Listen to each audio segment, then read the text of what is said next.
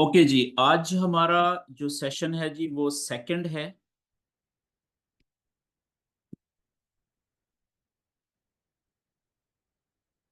और आज हम बकायदा जो नॉलेज है, ऐसा नॉलेज जिससे हमें फॉरेक्स ट्रेडिंग के अंदर ट्रेड करते हुए बाय की ट्रेड या सेल की ट्रेड लेने के लिए जो हमें हेल्प करता है, आज से हम वो नॉलेज सीखना शुरू करेंगे। ठीक है। जो पहला सेशन था कल का, वो तो जस्ट एक इंट्रोडक्शन था। आपको एक बैकग्राउंड बताया गया था कि फॉरेक्स ट्रेडिंग होती क्या है, MT5 क्या होता है, बाय और सेल की ट्रेड कैसे ली जाती है। ठीक है। लॉट का साइज यानी ट्रेड का साइज क्या होता है और पेयर्स क्या होते हैं।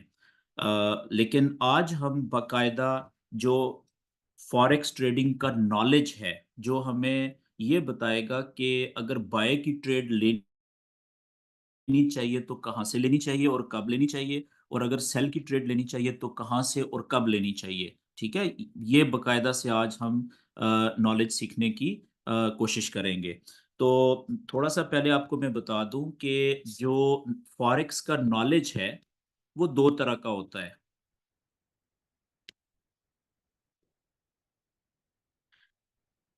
फॉरेक्स का नॉलेज दो तरह का होता है जी। एक होता है टेक्निकल नॉलेज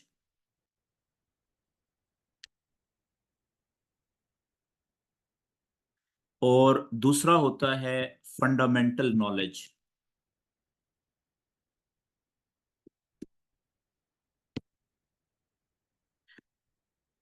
अच्छा, इन दोनों नॉलेजेस में फर्क क्या होता है? टेक्निकल जो नॉलेज है ना, इसकी पहचान ये होती है, आप इसको इजीएस्ट वे में ऐसे समझ सकते हैं कि इस नॉलेज को आप अप्लाई कर सकते हैं अपने चार्ट्स के ऊपर। कैंडल्स वाला जो चार्ट होता है ना, उसके ऊपर अप्लाई कर सकते हैं। वो नॉलेज जिसको आप चार्ट के ऊपर अप्लाई कर सकें उसे टेक्निकल नॉलेज कहते हैं। ठीक है। अगर मैं इसको लिखूं इंग्लिश में तो इसको कहेंगे कि ये आप इसको you can apply you can apply on charts, इसलिए इसको टेक्निकल नॉलेज कहा जाता है। लेकिन जो फंडामेंटल नॉलेज है, इसको आप चार्ट्स के ऊपर अप्लाई नहीं कर सकते।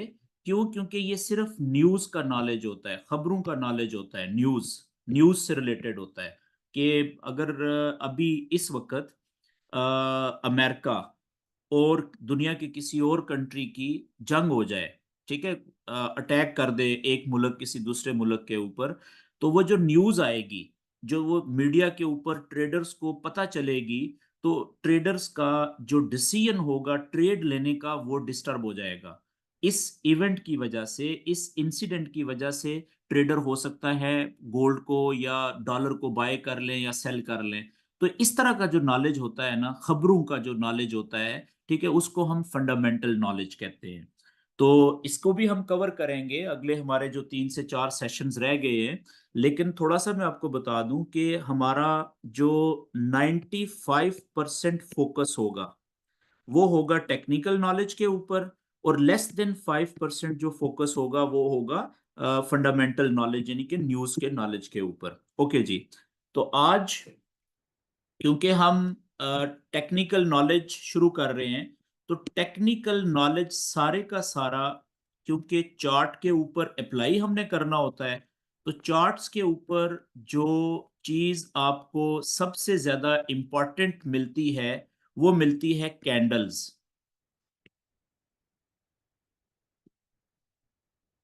ठीक है, ये हम कल देख चुके हैं। एक जो कैंडल होती है, चाहे वो रेड कलर की हो चाहे वो ग्रीन कलर की हो, कैंडल कैंडल होती है। ठीक है, ग्रीन।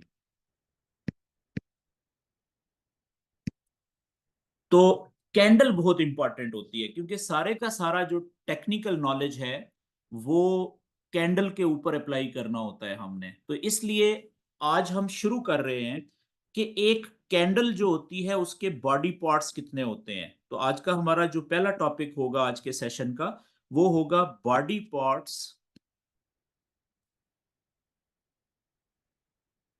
Of a candle. कि एक कैंडल के जिस्म के कितने हिस्से होते हैं। ठीक है, बहुत सिंपल है जी। बस ये चीज समझ लीजिए कि कैंडल चाहे 1 मिनट की हो, 5 मिनट की हो, 15 मिनट की हो, 30 मिनट की हो, 1 घंटे की हो, 4 घंटे की हो, 1 डे की हो या 1 वीक की हो, ठीक है। सारी की सारी कैंडल्स एक ही तरीकाकार के मुताबिक चलती हैं, एक ही पैटर्न के मुताबिक चलती हैं। और वो पैटर्न और तरीकाकार क्या होता है कि जब भी कोई कैंडल अपने टाइम पे शुरू होती है, ओपन होती है, ठीक है। जब अपने मिसाल के तौर पे हम 1 मिनट के कैंडल की बात कर लें कि 1 मिनट कैंडल का टाइम है, जैसे ही नई कैंडल शुरू होगी तो जिस जगह से नई कैंडल स्टार्ट होती है उस पॉइंट को हम ओपन ऑफ अ कैंडल कहते हैं, यानी opening point of a candle या ओपन ऑफ अ कैंडल। अब फॉर एग्जांपल यहां से कैंडल ओपन हुई, स्टार्ट हुई। अब अगर तो ओपनिंग पॉइंट से कैंडल ऊपर जाएगी, अगर ये ओपनिंग पॉइंट से ऊपर जाएगी तो इसका जो कलर होगा वो ग्रीन होना शुरू हो जाएगा, सारा ये सारा कलर ग्रीन होना शुरू होगा। जितनी कैंडल ऊपर जाती जाएगी उतना इसका कलर भी साथ साथ ग्रीन होता जाएगा। ठीक है जी, ये बात क्लियर होगी। चाहे ये जितना मर्जी ऊपर जाती रहे, ओपनिंग पॉइंट से कैंडल जितना ऊपर जाएगी उसका कलर ग्रीन होता जाएगा साथ साथ, ठीक है।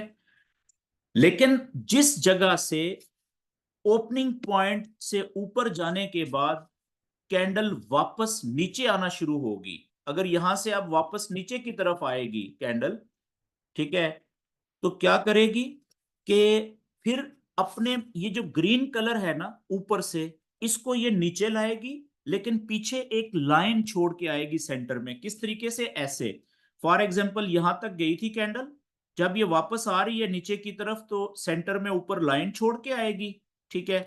और ये इसका ओपनिंग पॉइंट था इधर, ये इसका ओपनिंग पॉइंट है। और फॉर एग्जांपल इस कैंडल का 1 मिनट का जो टाइम है वो यहां पे पूरा हो गया इस जगह पे।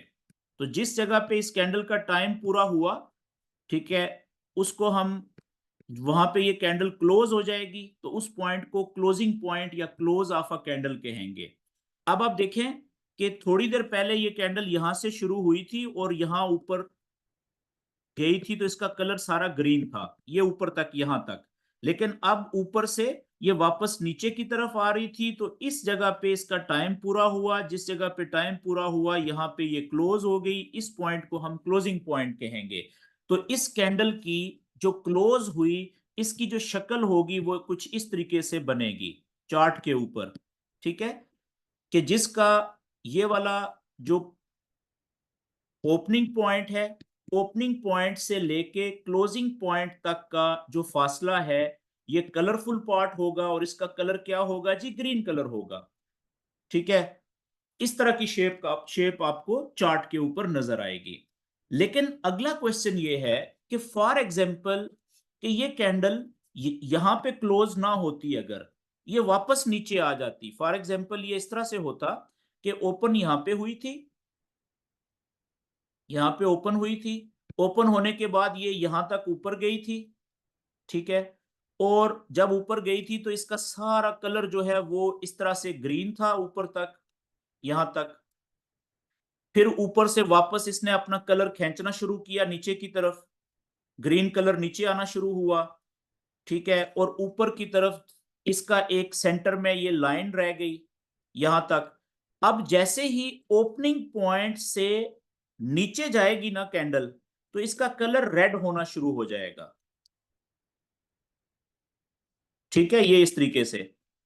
फॉर एग्जाम्पल अब इसका जो टाइम पूरा हुआ है कैंडल का वो यहां पे हुआ है इस जगह पे, तो जिस जगह पे इसका टाइम पूरा होगा वहां पे ही ये कैंडल क्लोज हो जाएगी, ठीक है। अब इसकी जो शक्ल आपको नजर आएगी चार्ट के ऊपर वो इस तरीके से नजर आएगी।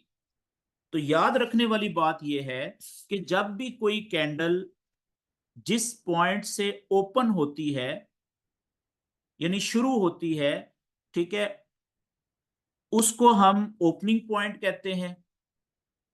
और ओपनिंग पॉइंट से कैंडल अगर ऊपर जाएगी तो ग्रीन कलर, नीचे जाएगी तो रेड कलर। फॉर एग्जाम्पल ये होता है कि ये कैंडल यहां से ओपन होने के बाद पहले यहां तक गई, तो ये सारा कलर इसका ग्रीन आया था। ठीक है, ये सारा ग्रीन कलर यहां तक आया था ऊपर तक।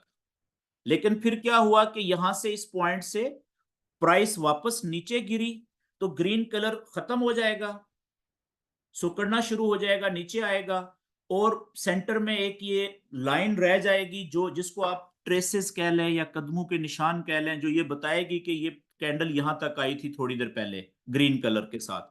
तो अब फॉर एग्जांपल कि ये कैंडल वापस नीचे चली गई ओपनिंग पॉइंट से, तो जो जो ये नीचे जाती जाएगी इसका कलर जो है वो रेड होता जाएगा। यहां से ये नीचे ओपनिंग पॉइंट से नीचे गई है जहां तक, तो ये रेड कलर हो गया। और एज्यूम करें कि जब ये इस पॉइंट तक नीचे जाने के बाद जब ये वापस ऊपर आना शुरू हुई, ऊपर आ रही थी, तो इसने रेड कलर वापस खींच लिया ना अपना। जिस वक्त इसका टाइम पूरा हुआ, तो ये कैंडल थी फॉर एग्जांपल इस जगह के ऊपर, तो यहां पे इसका टाइम पूरा हुआ और ये क्लोज यहां पे हो गई। तो अब इसकी जो फाइनल शेप नजर आएगी चार्ट के ऊपर, वो कुछ इस तरीके से नजर आएगी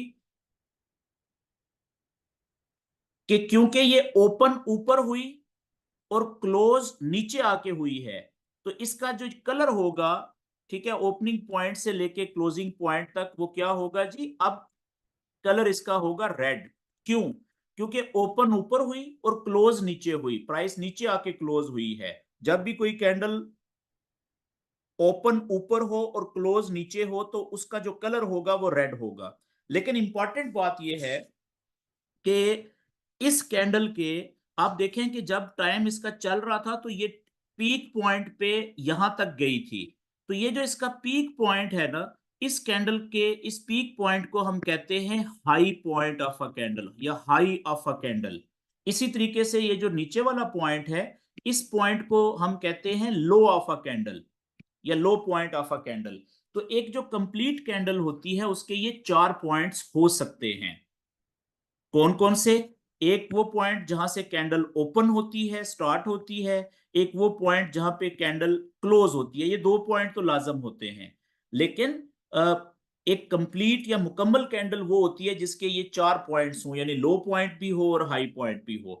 अब याद रखने वाली जो इंपॉर्टेंट बात वो ये है कि जब कोई कैंडल क्लोज हो जाए, जब कोई कैंडल क्लोज हो जाए, ठीक है, तो उसका जो ओपनिंग पॉइंट से लेके क्लोजिंग पॉइंट तक का जो फासला होता है, इसको हम कहते हैं body of a candle. Body of candle, ये कलरफुल पार्ट जो होता है, ये ग्रीन भी हो सकता है और ये रेड भी हो सकता है। ठीक है। और इसी तरीके से ये जो बॉडी के ऊपर ये वाली जो डंडा आपको नजर आ रहा है, ठीक है, यहां से लेके यहां तक, ये वाला भी, और बॉडी के नीचे जो ये धागा सा आपको नजर आ रहा है, इसको हम कहते हैं जी अपर विक और अपर शेडो ऑफ अ कैंडल। ये जो स्टिक सी आपको धागा नजर आ रहा है ये वाला, ठीक है, बॉडी के अगर ऊपर है तो इसको अपर विक या अपर शेडो ऑफ अ कैंडल कहा जाता है। और अगर ये धागा या ये लाइन जो है ये नीचे की तरफ हो, तो इसको हम कहते हैं लोअर, नीचे वाला विक और शेडो। ये दो नाम दिए जाते हैं। ठीक है जी। और इन्हीं दो पार्ट्स को, यानी ये ऊपर वाली जो विक है इसको और नीचे वाली जो विक है इसको हम रिट्रेसमेंट एरिया, रिट्रेसमेंट और रिजेक्शन एरिया भी कहते हैं। ठीक है, ये ऊपर वाला है बॉडी के ऊपर, ऊपर वाले के पीछे हम अपर लगा देते हैं, और ये नीचे वाला जो है इसके नीचे हम पीछे पहले लोअर लगा देंगे, नीचे वाला रिजेक्शन और रिट्रेसमेंट एरिया। ठीक है। अच्छा जी, हमारा जितना भी नॉलेज होगा, टेक्निकल नॉलेज, वो कैंडल के ये जो पार्ट्स होते हैं, हाई पार्ट, ठीक है, और लो पार्ट, इनके बीच में अप्लाई होगा।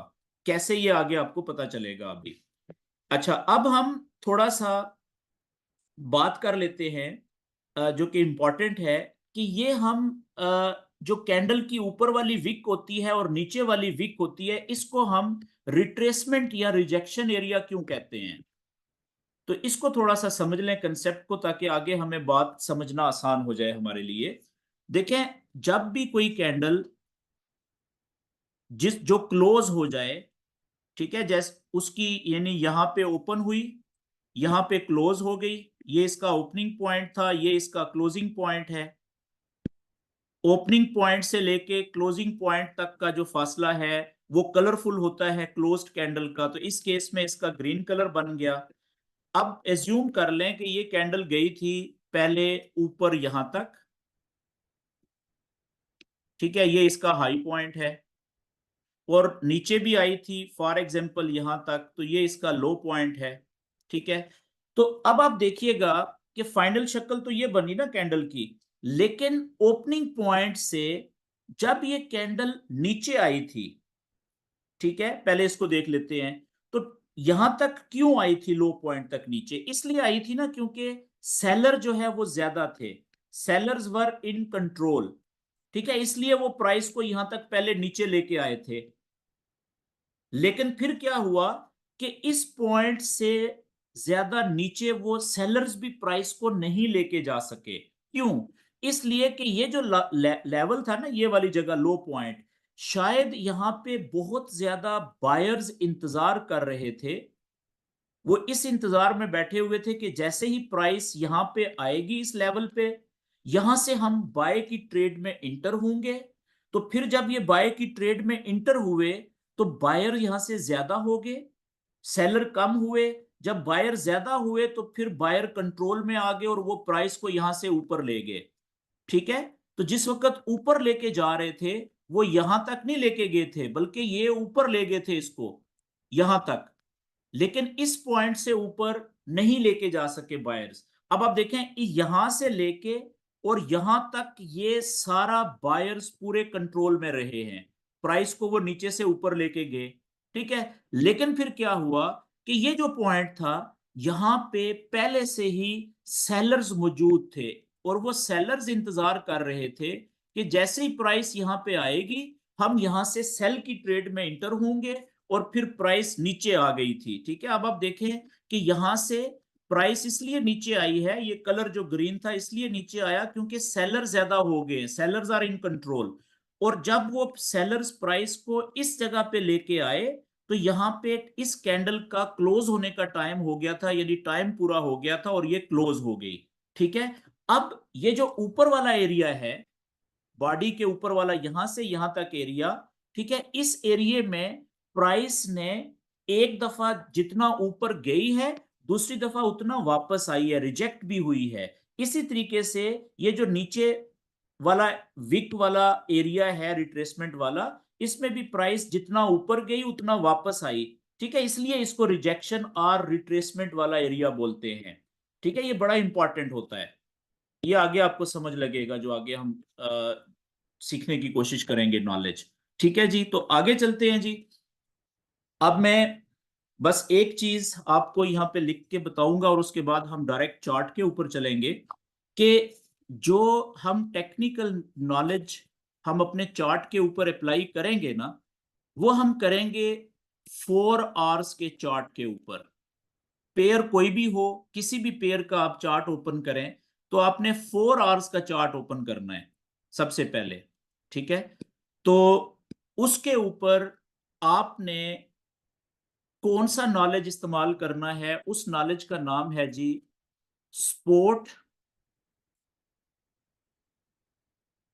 And resistance.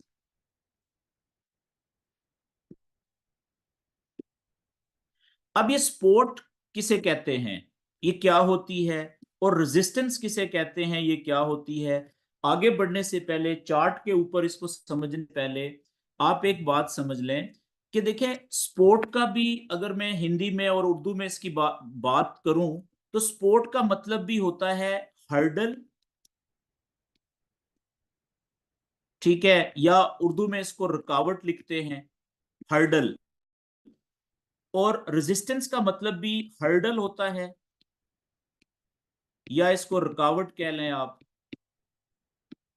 ठीक है, लेकिन दोनों में फर्क होता है।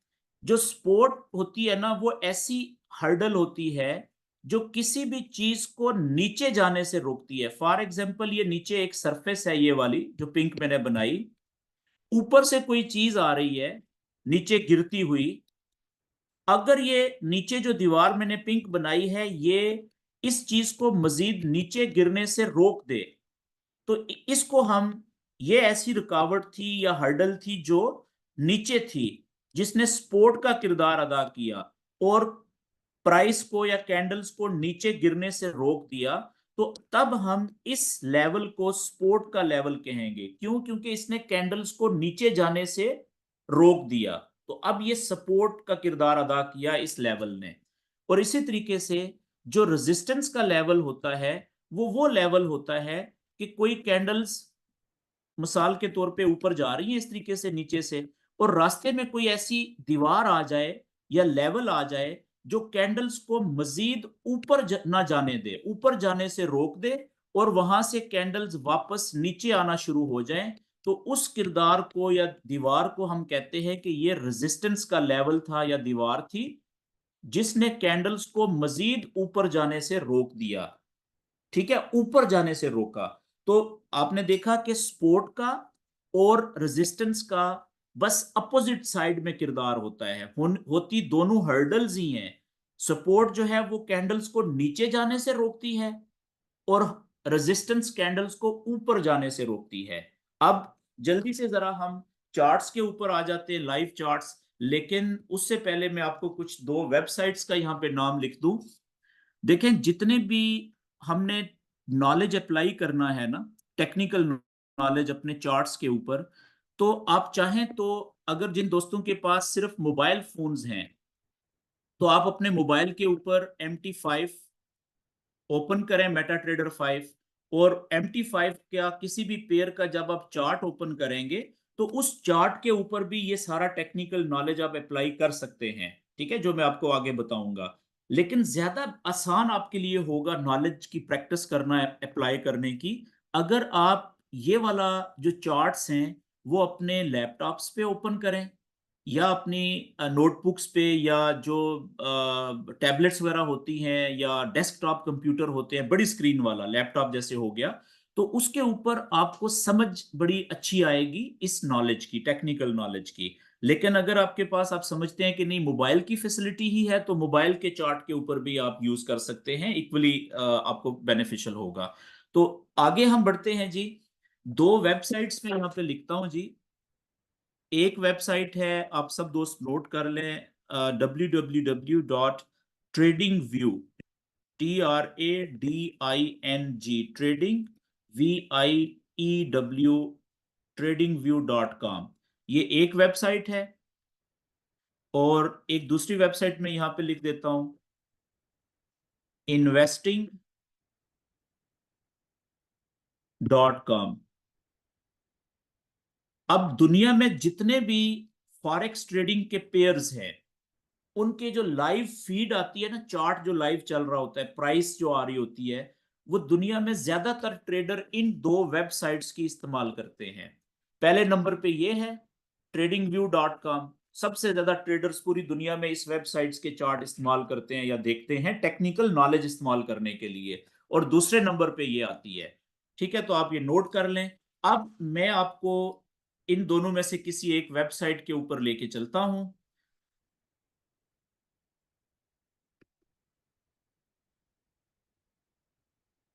ये लें जी, मैं गूगल पे आ गया और मैं tradingview.com ओपन करने लगा हूं। tradingview.com, ठीक है। तो ट्रेडिंग व्यू जो वेबसाइट है, इसका इस तरह से होम पेज ओपन होगा। और इसके ऊपर आप देखें कि ये प्रोडक्ट लिखा हुआ है। प्रोडक्ट के ऊपर आप माउस को लाएंगे तो ये सुपर चार्ट्स आ जाएगा। आपने सुपर चार्ट्स के ऊपर क्लिक करना होता है।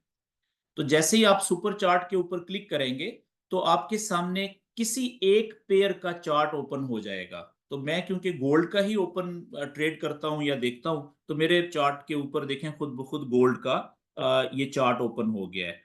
ठीक है, अब आपने क्या करना होता है कि आपने, मैं बल्कि इस पे तो मैंने नॉलेज अप्लाई किया हुआ है। मैं कोई ऐसा चार्ट ओपन करता हूं जिस पे नॉलेज मैंने अप्लाई ना किया हो, गोल्ड का ही। फॉर एग्जाम्पल, ओके, ये है जी। ये देखिए मैंने 4 घंटे का गोल्ड का चार्ट ओपन कर लिया। अब मैं क्या काम करूंगा कि मैं अपने इस पेज के ऊपर कैंडल्स की ज्यादा से ज्यादा जो तादाद है उसको मैं लेके आऊंगा अपने चार्ट पे, लेकिन कुछ इस तरीके से कि एक कैंडल दूसरी कैंडल से सेपरेट रहे। ठीक है, वो मिक्स ना हो जाएं, कैंडल्स क्लियर नजर भी आनी चाहिए। फॉर एग्जांपल ये देखें, ठीक है। अब आपने लेफ्ट साइड से आपने देखना है, ठीक है। यहां पे मैं बल्कि लिख देता हूं ऊपर। अब आप देखें कि आपने ऐसे पॉइंट्स नोट करने हैं लेफ्ट साइड से कि आप देखें ये प्राइस यहां से ऊपर से इस जगह से प्राइस नीचे गिरी थी, लेकिन इस पॉइंट से नीचे नहीं जा सकी, यहां से इस पॉइंट से नीचे नहीं जा सकी। ठीक है, तो इसका मतलब हुआ कि ये वाला पॉइंट ऐसा था कि यहां से एक दफा प्राइस वापस ऊपर चली गई, फिर वापस नीचे आती है, तो उसी पॉइंट ने, ठीक है, उसी दीवार ने, आप देखें दूसरी दफा भी प्राइस को नीचे नहीं जाने दिया यहां से। तो जब यहां से प्राइस ऊपर उठ गई तो इसको हम, इस लेवल को हम क्या कहेंगे, इसको कहेंगे कि ये सपोर्ट का लेवल है। यानी एक ऐसी दीवार है यहां पे जो आंख से नजर तो नहीं आ रही, लेकिन उसने यहां पे एक दफा भी कैंडल को नीचे जाने से रोका, फिर दूसरी दफा भी कैंडल को यहां पे देखें एक दफा और यहां पे दूसरी दफा नीचे जाने से रोका। तो हम क्या करेंगे कि अगर इसी लेवल को सीधा ऐसे आगे की तरफ बना लें, ठीक है, तो इसका मतलब क्या होगा कि कल को जब कभी प्राइस ऊपर से नीचे आएगी, जब कभी, तो जब इस दीवार को टक्कर मारेगी, तो जैसा यहां पे एक दफा और दो दफा कैंडल्स को इसी सपोर्ट के लेवल ने नीचे जाने नहीं दिया, हो सकता है कि जब यहां पे दोबारा से प्राइस इसी लेवल को टकराए तो यहां से भी प्राइस नीचे ना जा सके और यहां से वापस ऊपर उठ जाए। ठीक है जी, ओके।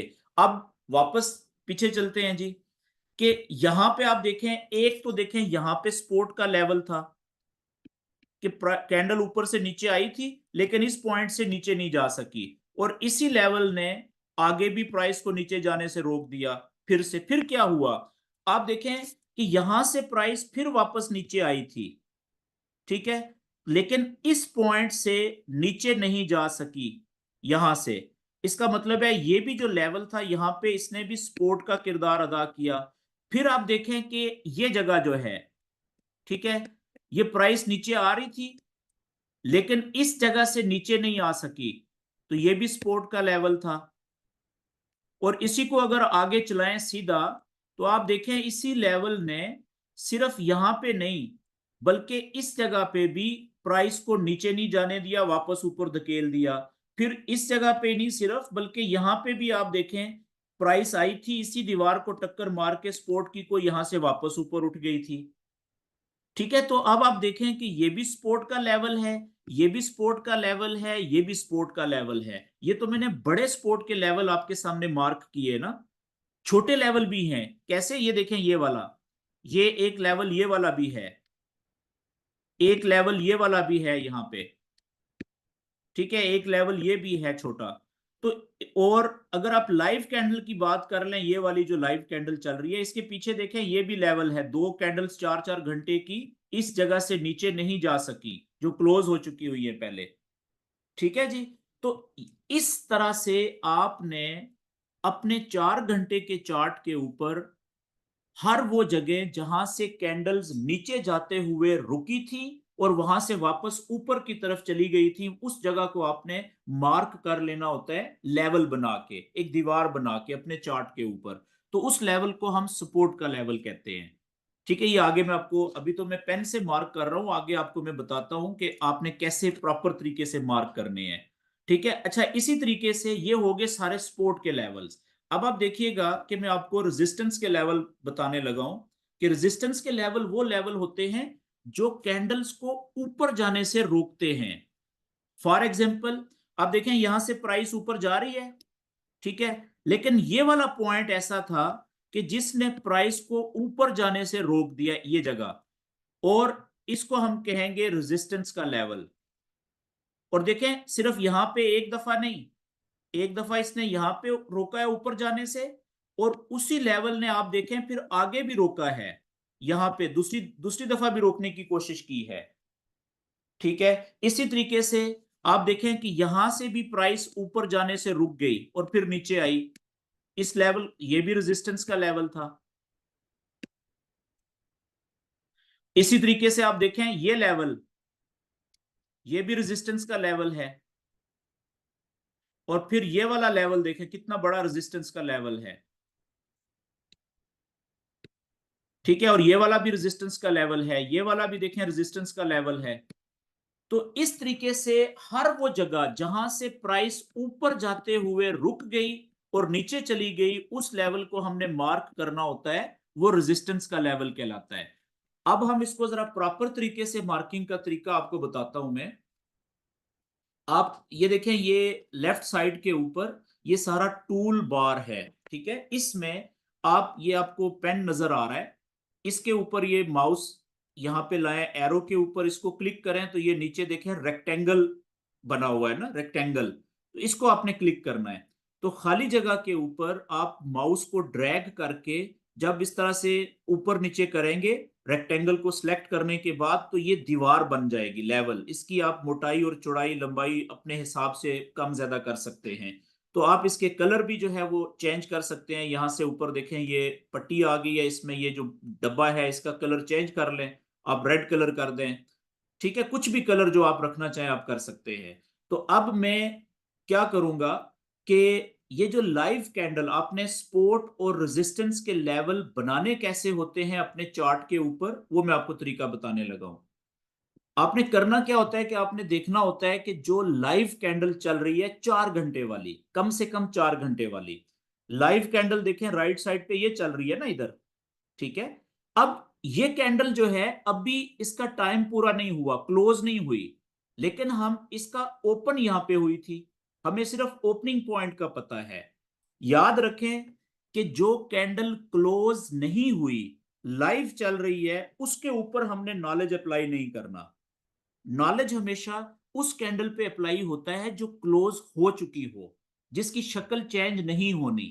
ठीक है, क्योंकि वो क्लोज हो चुकी है। लेकिन इस लाइव कैंडल से जो पिछली कैंडल है, आप देखें ये वाली, वो तो क्लोज हो चुकी है ना। ये मैं थोड़ा सा और जूम इन कर रहा हूं ताकि आपको क्लियरली नजर आए। ठीक है, ये देखें ये वाली पिछली कैंडल, ये भी 4 घंटे की कैंडल है। लेकिन आप देखें कि ये इसका जो लो पॉइंट है वो ये है, इस लो पॉइंट से नीचे नहीं जा सकी। एग्जैक्ट उसी लेवल के सामने उससे जो पिछली कैंडल थी वो भी इसी लेवल से नीचे नहीं जा सकी थी।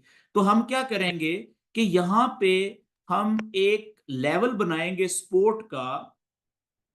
ये वाली कैंडल एक, और ये अगली दूसरी कैंडल के लो पॉइंट को कनेक्ट करके, ये देखिए मैंने एक बारीक सी दीवार बना दी है। ठीक है, ये अपने चार्ट के ऊपर, और इस बारीक सी दीवार से मैंने एक कैंडल के लो पॉइंट को और फिर दूसरी कैंडल के लो पॉइंट को जोड़ा और राइट साइड पे आगे खींच दिया। क्यों? ये देखे, ये मैंने लेवल इसलिए बना दिया यहां पे कि जिस तरीके से ये जो दीवार थी, इसने एक कैंडल को नीचे जाने से यहां पे रोका, दूसरी कैंडल को 4 घंटे वाली को नीचे जाने से सेम उसी जगह पे रोका। तो एन मुमकिन है, हो सकता है कि ये जो लाइव कैंडल अभी चल रही है या इससे आगे चलने वाली कोई भी कैंडल, जब वो भी इस लेवल को टक्कर मारेगी, तो हो सकता है कि ये लेवल कैंडल को नीचे जाने से उसी तरीके से रोकने में कामयाब हो जाए जैसे पहले दो कैंडल्स को रोक नीचे नहीं जाने दिया इस लेवल ने। ठीक हो गया जी। तो ये हमारा जो कैंडल अब ये वाली या इससे आगे जो भी कैंडल नीचे आएगी, तो उसके लिए ये हमारा पहला सपोर्ट का लेवल है जो कैंडल को नीचे जाने से रोकने की कोशिश करेगा। तो इसको हम क्या कहेंगे, ये हमारा सपोर्ट 1 है, पहला लेवल सपोर्ट का। अच्छा, अगर कैंडल इस पहले लेवल को तोड़ के नीचे चली गई, तो फिर दूसरा जो सपोर्ट का लेवल होगा, ये देखें, ये नीचे, ये पीछे, फिर ये दो कैंडल्स इस पॉइंट से नीचे नहीं जा सकी थी। तो हमारा जो दूसरा सपोर्ट का लेवल होगा वो हम कहां पे बनाएंगे, वो हम ये पीछे आएंगे नीचे, और हम देखेंगे कि इन दो कैंडल्स के बाद माजी में नजदीक तरीन कौन सी कैंडल्स थे जो किस पॉइंट से नीचे नहीं जा सकी थी। तो आप देखें कि ये वाला पॉइंट बन रहा है दो कैंडल का जो कि इससे नीचे नहीं जा सकी थी। ये एक सेकंड, ये मैं मोटाई जो लेवल की छोटी कर देता हूं, ये यहां पे, ये देखें ये वाला लेवल, तो ये हमारा दूसरा सपोर्ट का लेवल होगा।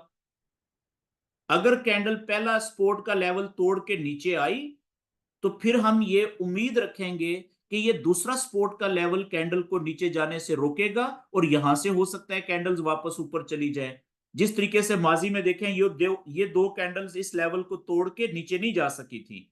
ठीक हो गया जी। इसी तरीके से अगर ये दूसरा लेवल भी कैंडल ऊपर से नीचे आए, पहला लेवल भी सपोर्ट का तोड़ दे, नीचे आ जाए, और दूसरा लेवल भी तोड़ दे, नीचे आगे आ जाए, तो फिर हमारे चार्ट के ऊपर तीसरा जो सपोर्ट का लेवल है हमने वो भी बना के रखना है। तो तीसरा सपोर्ट का लेवल कहां पे, इसी को मैं कॉपी कर लेता हूं जी, ये क्लोन कर लेता हूं। अब आप देखें तीसरा जो सपोर्ट का लेवल होगा ना अगला, वो मुझे यहां पे नजर आ रहा है, ये इस जगह पे। अब देखें ये कितनी सारी कैंडल्स इस लेवल से नीचे नहीं जा सकी थी।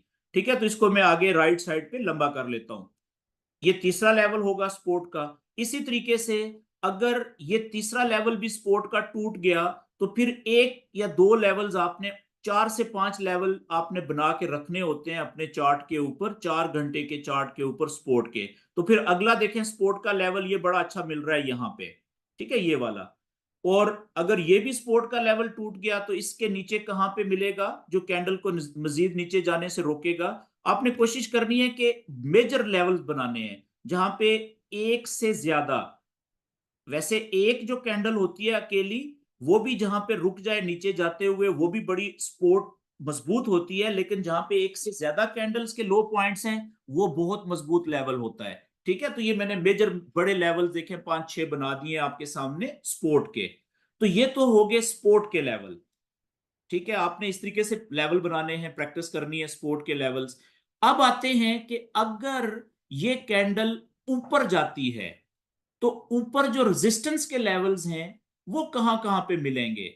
लेकिन क्योंकि मैंने ये गोल्ड का चार्ट ओपन किया हुआ है, गोल्ड का चार्ट, गोल्ड की जो प्राइस है तारीख में पहली दफा इतनी हाई पॉइंट पे पहुंची है।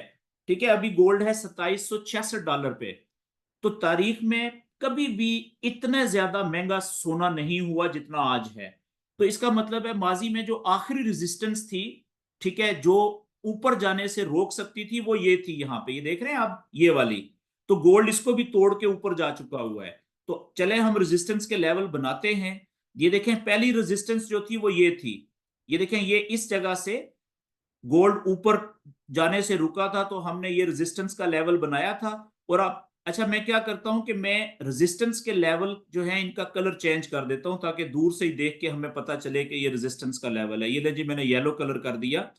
ये आप देखें, ये कैंडल अकेली इस पॉइंट से ऊपर नहीं गई थी, उसके बाद दूसरी कैंडल भी इसी लेवल को तोड़ के ऊपर नहीं जा सकी। तो मैंने यहां पे रेजिस्टेंस का लेवल बनाया था एग्जैक्ट इसी जगह पे। जब कैंडल्स दोबारा वापस आई, आप देखें इस कैंडल को भी इसी लेवल ने ऊपर जाने से रोका था। उसके बाद दूसरी कैंडल, इसको भी इसी लेवल ने ऊपर जाने से रोका था। फिर इस तीसरी कैंडल को भी, 4 घंटे की कैंडल को, इसी लेवल ने, रेजिस्टेंस के ने ऊपर जाने से रोका था। लेकिन चौथा जो कैंडल है, वो जब ऊपर गई है तो उसको ये रेजिस्टेंस का लेवल नहीं रोक सका। और ये चौथी कैंडल आप देखें कि इस रेजिस्टेंस के लेवल को तोड़ के ऊपर निकल गई है। ठीक है, अब याद रखने वाली बात है कि जब एक रेजिस्टेंस का लेवल टूट जाता है, जब कोई कैंडल रेजिस्टेंस के लेवल को तोड़ के ऊपर निकल जाती है, तो फिर अब वही रेजिस्टेंस का लेवल, जब कैंडल ऊपर चली गई तोड़ के, अब कैंडल जब वापस ऊपर से नीचे आएगी, तो वो लेवल तो मौजूद है अपनी जगह पे, लेकिन अब वो सपोर्ट का लेवल बन जाएगा, वो कैंडल को नीचे जाने से रोकने की कोशिश करेगा। ठीक है, जैसे मिसाल के तौर पे ये कैंडल अब यहां से देखें ऊपर निकल गई है ना।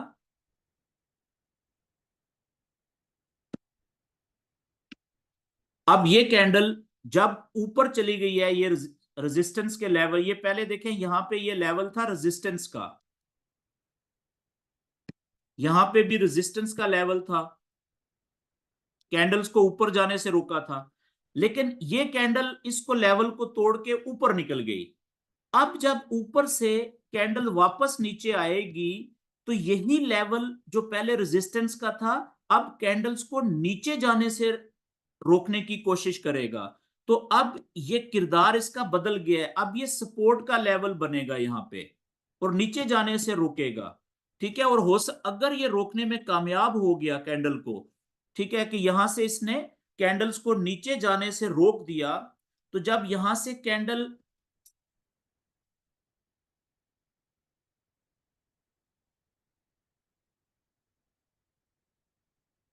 ओके एक सेकेंड जी, मेरा माउस, ओके। तो यहां पे मैं ये कह रहा था कि अगर फर्ज करें यहां से कैंडल अब जब नीचे आएगी तो यही सपोर्ट का लेवल, सॉरी रेजिस्टेंस का लेवल अब सपोर्ट का लेवल बन जाएगा और कैंडल्स को नीचे जाने से रोकने की कोशिश करेगा। ठीक है, और अगर ये कैंडल यहां से रुक के वापस ऊपर चली गई, ठीक है, तो इसका मतलब है कि ये अब ये सपोर्ट का लेवल भी अपने आप को एस्टेब्लिश कर लेगा। तो इस तरीके से आपने क्या करना है जी कि अपने जो लेवल ये चार्ट्स है, चार्ट किसी भी पेयर का आपने ओपन करना है tradingview.com के ऊपर या investing.com के ऊपर, तो 4 घंटे के चार्ट के ऊपर लाइव कैंडल के पीछे आपने कम से कम 4 से 5 सपोर्ट के लेवल बनाने हैं। ठीक है, और कम से कम 4 से 5 रेजिस्टेंस के लेवल बनाने हैं। अगर अभी गोल्ड का चार्ट में तो रेजिस्टेंस का लेवल एक ही बन रहा है ना, क्योंकि इसके ऊपर और लेवल है ही नहीं माजी में, क्योंकि पहले ये सारे लेवल तोड़ गया हुआ है। लेकिन आप पीछे चले जाएं, किसी और पेयर को ओपन कर लें, जैसे आप देखिएगा मैं अगर गोल्ड के अलावा किसी और पेयर को ओपन करूं यहाँ पे, जैसे मिसाल के तौर पे NZD CAD, न्यूजीलैंड डॉलर और कैनेडियन डॉलर, ठीक है, आप कोई भी पेयर ओपन कर सकते हैं। आपने उसका 4 घंटे का चार्ट ओपन करना है, ये 4 घंटे का देखें चार्ट ओपन हुआ हुआ है, और उसके ऊपर आपने ये आप चेक करें यहां पे रेजिस्टेंस के लेवल,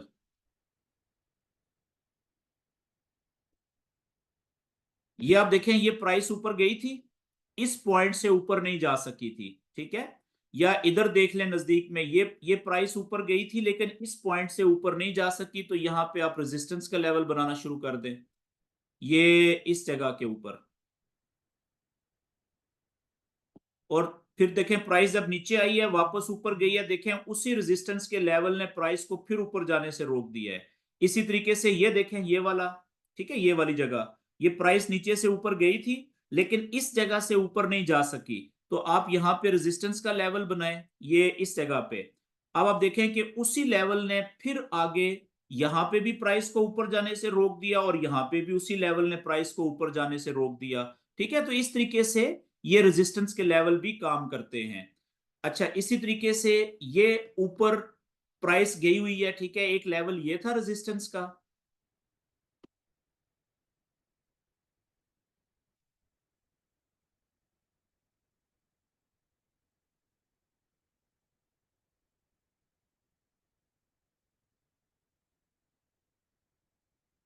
ये जी एक लेवल ये था रेजिस्टेंस का, देखें यहाँ पे ये टूट गया था, ठीक है, ये वाला। तो अब ऊपर वाला एक ये बन गया, हम ये भी बना लेंगे। तो इस तरीके से आपने चार्ट ओपन करना है जी कोई भी किसी भी पेयर का, ठीक है, और उसके ऊपर आपने इस तरीके से रेजिस्टेंस के और सपोर्ट के लेवल बनाने की प्रैक्टिस करनी है। अच्छा, क्योंकि हमारा जो कल का सेशन होगा ना, उस सेशन में इसी सपोर्ट एंड रेजिस्टेंस के लेवल के मुताबिक मैं आपको बताऊंगा कि बाय की ट्रेड हम कहां से ले सकते हैं और सेल की ट्रेड हम कहां से ले सकते हैं। तो कल का सेशन जो होगा उसके हमारे 2 पार्ट होंगे। पहला जो आधा पार्ट होगा उसमें मैं आपको इन्हीं लेवल के ऊपर से सपोर्ट और रेजिस्टेंस के लेवल पे तरीका बताऊंगा कि ट्रेड हम कैसे लेते हैं, बाय की या सेल की।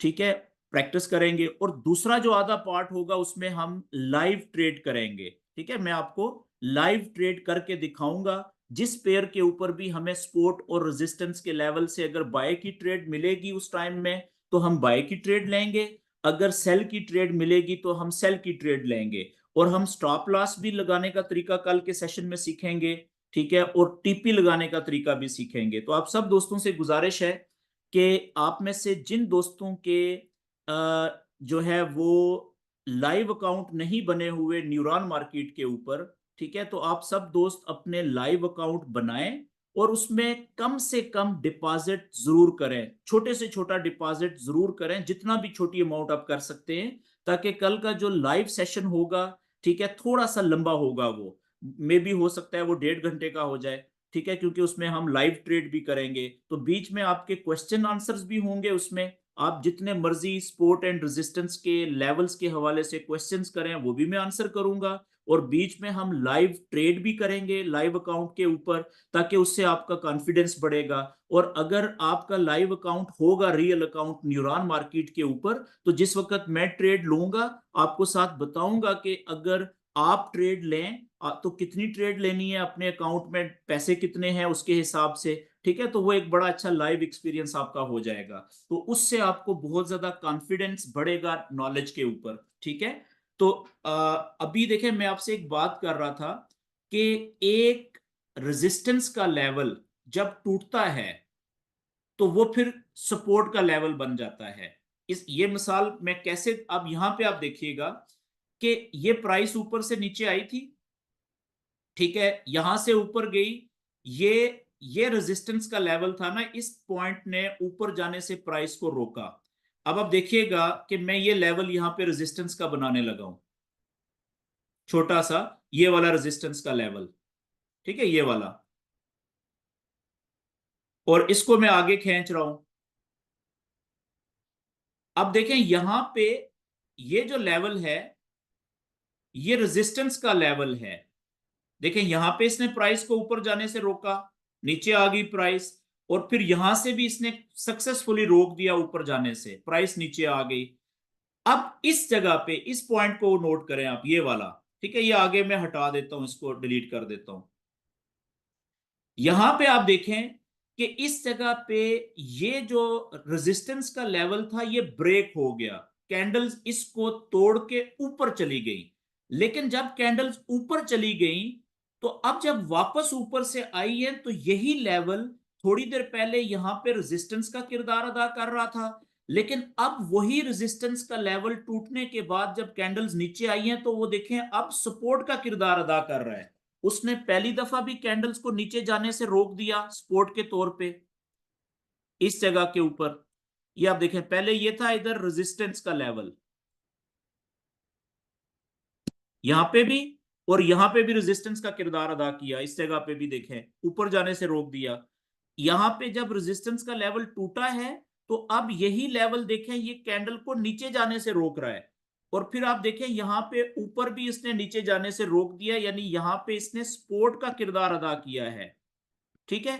अब जब सपोर्ट का लेवल इस जगह पे टूट गया, अब आप देखिएगा यही लेवल जो सपोर्ट का टूटा है आगे कैंडल्स के लिए रेजिस्टेंस का किरदार अदा कर रहा है, यानी कैंडल्स को ऊपर जाने से रोक रहा है, ठीक है। तो इस तरह से ये जो लेवल्स होते हैं ये अपना कैरेक्टर चेंज करते रहते हैं।